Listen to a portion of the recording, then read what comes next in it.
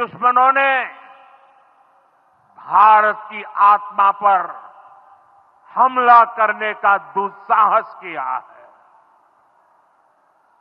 मैं बहुत स्पष्ट शब्दों में कहना चाहता हूं, जिन्होंने ये हमला किया है, उन आतंकियों को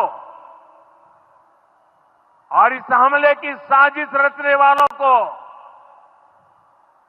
उनकी कल्पना से भी बड़ी सजा मिलेगी।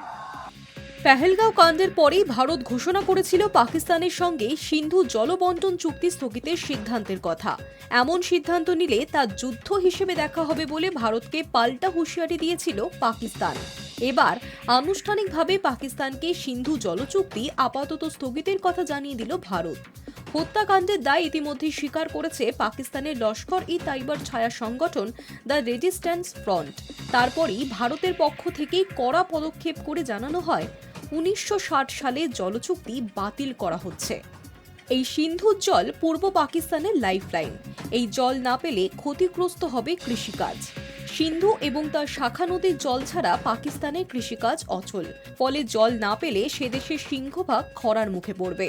সিন্ধু নদীর পশ্চিম দিকে রয়েছে 3টি নদী, ইন্দাস, চিনাব, ঝিলাম।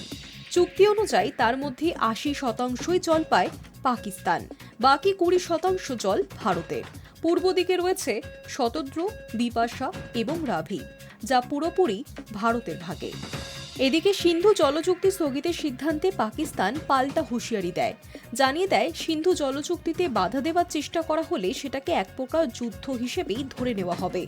সিমলা চুক্তি সহ ভারতের সঙ্গে একাধিক চুক্তি স্থগিত ও বাণিজ্যও বন্ধ রাখা হতে পারে। তবে এবার ভারত আনুষ্ঠানিকভাবে পাকিস্তানকে জানিয়ে দিল জলচুক্তি বাতিলের সিদ্ধান্ত। ভারত সরকারের পক্ষ থেকে পাকিস্তানকে বলা হয়েছে, সিন্ধু চুক্তির শর্ত লঙ্ঘন করার জন্যই এই সিদ্ধান্ত নেওয়া হয়েছে।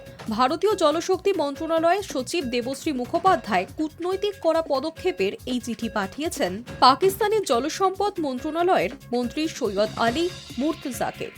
High News network.